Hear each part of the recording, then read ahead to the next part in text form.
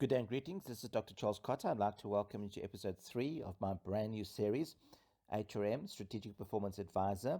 You'll recall that from episode 1 and 2, we did mention that the objective of this particular video series was to empower and equip HR professionals with the toolkit to graduate from a level 2 transactional to level 3 transformational, ultimately to get to level 4 of strategic maturity, and that is to become a strategic performance advisor. The focus of episode 3 is to look at the business executive expectations of the 10 key roles that they expect the strategic performance advisor to play. And also within each of those 10 roles, I want us to unpack the corresponding outcomes or performance deliverables. And this will enable us then to be more business orientated with our HRM practices. Very disconcerting from a recent IBM CEO survey of 3,000 global CEOs is that when they were interrogated as to the value of the chief HR officer relative to the C-suite peers, you'll see the question there, who from the C-suite team will play the most crucial role in your organization? Regrettably, the chief HR officer was rated as the lowest at 16% relative to the C-suite peers. And it's very clear from the graph that the CFO was rated as high as 57, the chief operating officer 56, and so forth. So I think the very important value that we can extract from this is that from a business executive perspective, the perception of HR is that we are not a strategic performance advisor. It was probably around about June, July 2021. This was almost like a year after COVID-19, really, that bubble that burst. And I had focus group discussions with 30 business executives in South Africa, South African-based business executives from my business community, people that I knew, people that I worked with previously. And I just asked them two questions. I said, during this COVID-19 talent management era, question one, what are the key roles that you expect of your strategic HR business partners?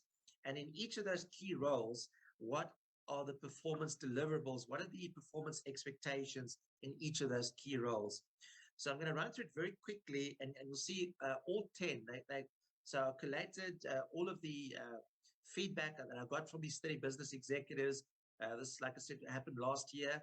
And I created a diagnostic survey. I'm going to ask you to complete that survey, and you'll see the way that it's structured. It gives you the role, but also what the business executive said to me, what are their expectations. So this is what they said to me. Like I said, I'm going to run through it very quickly. Number one, and they're not in order of priority. I just want you to be clear on that. It's not just in order of priority. It's just a random listing.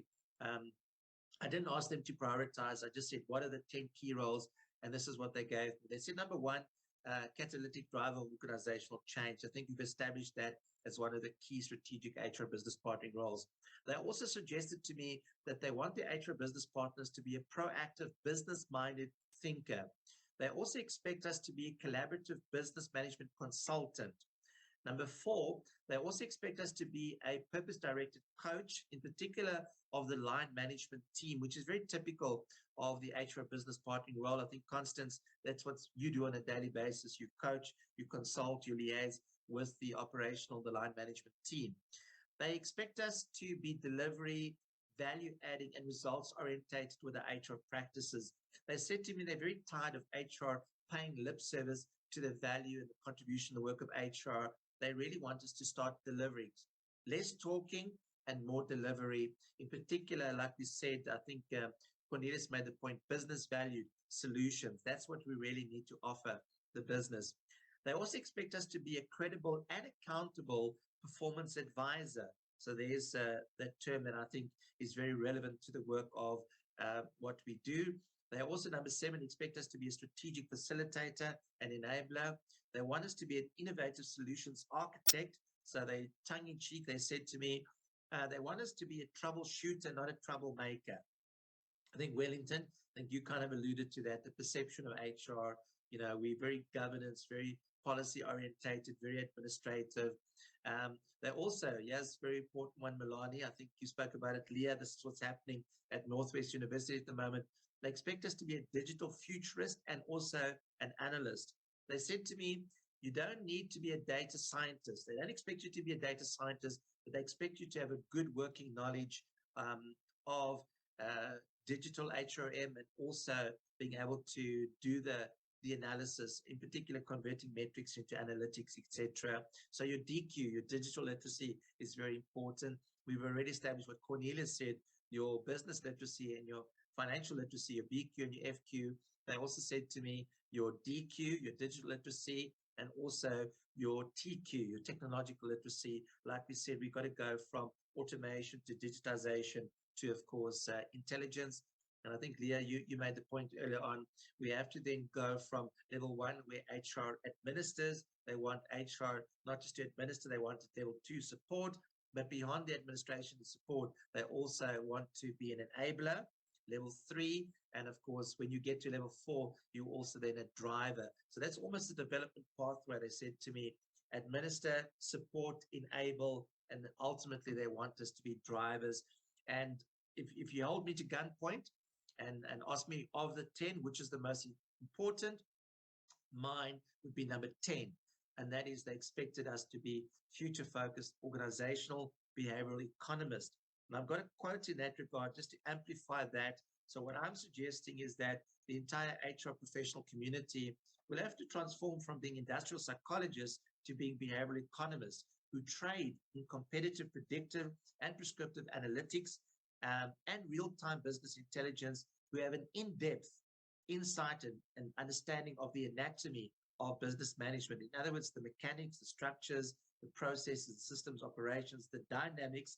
So that's what we said, Wellington, the organizational culture, values, emotions, and employee attitudes in particular, but also the analytics, your core business performance metrics, in particular, your operational business and financial metrics, and how these shape, inform, and influence key strategic and also operational decision making. So for me, of the 10, at gunpoint, I would say being a future-focused organizational behavioral economist is the most significant.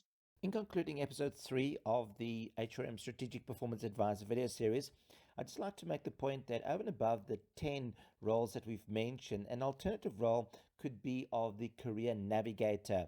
And a quote in this regard, as a strategic HRM performance advisor, one of the key roles of HRM is that of a career navigator. The corresponding strategic HRM objective is to create a culture of future-fit brand ambassadors to proactively promote career fluidity and longevity, and to accelerate employment mobility and hyperconnectivity throughout the career journey in this ultra-competitive collaborative intelligence economy. So in conclusion, I'd just like to make the point that the change message, therefore, given the fact that we only have a perceived 16% value contribution as seen by the CEOs and other business executives, the change message for me is very clear. HRM must be instrumental and at the forefront of what I call the IQ cap drivers of business performance. In other words, innovation, quality, compliance, agility, and business processes to enable us to optimize productivity in a constant quest to transform and actualize to become a strategic performance advisor. This is Dr. Charles Cotter signing out. Again, I'd like to say thank you for your support and in viewing this very short video clip of the business executive expectations of the strategic performance advisor role. And I'd also like to encourage you at this point to subscribe to my YouTube video channel. And also, if you enjoyed the video clip, please click on the like button. Please ring the notify bell so that you can be alerted to upcoming episodes. And at that point, I'd also just like to remind you that the fourth episode, the upcoming episode, is going to be an unpacking of my HR operating model that I call a VISPA, a Virtual Strategic Performance Advisor model. So we're going to look at the 4 key roles in that regard, and also the role and contribution then at a strategic level. I'd also like to say thank you, and I look forward to further engagement over this online video series. And also, I've shared my contact details, my social media footprint, so you'll find me very active on LinkedIn and Twitter and Facebook. I'd encourage you to connect. I'll certainly reciprocate. And please, free copy of my SlideShare portfolio you'll find on the SlideShare platform. I look forward to our next engagement. Thank you. Goodbye.